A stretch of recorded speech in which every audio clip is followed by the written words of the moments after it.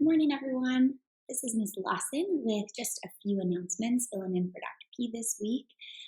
We are so excited that we are at the halfway point already of our first quarter, which means that progress reports are being sent home in the mail from the district. If you have any questions about progress reports, please feel free to reach out to your teachers or give us a call here at the school. We know everyone has been working so hard to make remote learning work at home, and we're so proud of the progress that we're seeing so many of you make.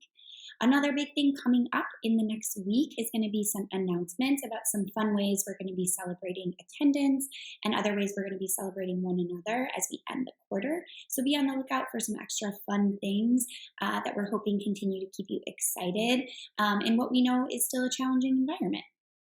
I wanted to also take some time to read a current favorite book of mine. As many of you know, I have two sons at home now. One is 2 and one is 8 months old.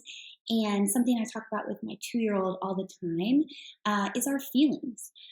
Miss Lawson herself, me, I'm a woman of many feelings. So in this environment, I find all the time that my feelings are sort of right there on the surface, sometimes really positive and joyful, other times maybe angry or sad, but they're always right here on the surface. They're always with me.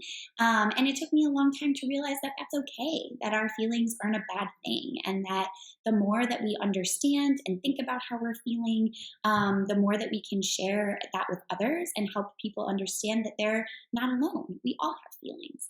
And so I'm going to read one of my favorite books about feelings, and I'm hoping that this can spark some conversation in your classrooms, regardless of how old you are. For our pre-K babies, we certainly talk about feelings all the time, but if you're an 8th grader, those feelings are there. We're thinking about high school. This is your last year at Piccolo, and I know that brings up a lot of feelings.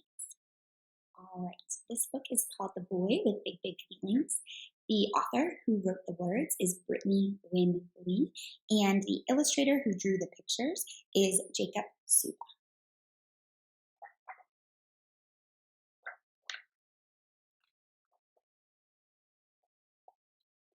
There once was a boy with feathery hair and a heart that was bursting with feeling. His emotions seemed bigger than everyone else's, and sometimes they made him go reeling. When playing outside on the yellowest days, a loud truck might rumble on by, and wouldn't you know it, that big heart of his would push feelings right out of his eyes. At night, when the shadows would form on the walls and fear would steal all of his rest, those feelings of his made it so hard to breathe as they jumped up and down on his chest. Sometimes when his play had come to an end, or when things didn't go as he'd planned, the feelings would run down the length of his arms and clench when they got to his hands. He felt happy feelings as big as the others, from tickles and hide-and-go-seek and jokes and races and stories and songs that made feelings glow from his cheeks. Beautiful things would stick in his brain and not leave him for hours and hours. The fur of a dog, a fluffy white cloud, his mama, a banjo, some flowers. But when someone he loved had a very hard day, he'd feel he'd been over-equipped to feel all their feelings as deeply as they, which would quiver right out of his lip. He wondered, why me? Why this big giant heart in a world that's so heavy and kind, where all of the feelings under the sun feel as if they were made to be mine? So the boy tried to stuff all his feelings deep down to control what he thought he should hide, afraid that the others would make fun of him if they saw all he felt deep inside. Would they think he was weak, dramatic, afraid? Would they call him a wimp or a baby? If they saw the big thumping heart in his chest, would they not want to play with him, maybe? But while swinging one day, feeling oh so alone, he noticed a girl feeling blue. He marveled, what's that? Could it be? Yes, indeed. Her emotions were extra big, too. Are you okay? The boy asked the girl. I'm fine, just sometimes I get sad. He said, you do? Hey, I get sad too. I get scared and silly and mad.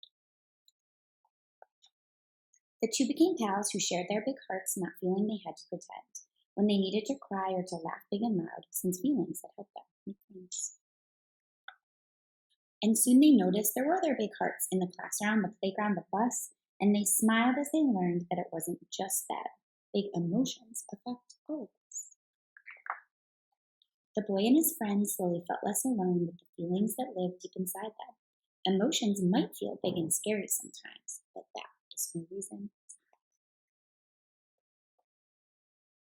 I love how this story just tries to make normal how many of us are feeling those big emotions all the time. I know that's true for me and my family. I imagine that it's true for you and others that you know. So I hope we can continue to have a space here at Piccolo where we talk about our feelings, where it's okay to feel feelings that are positive or negative, and that we continue to support one another as a Piccolo community.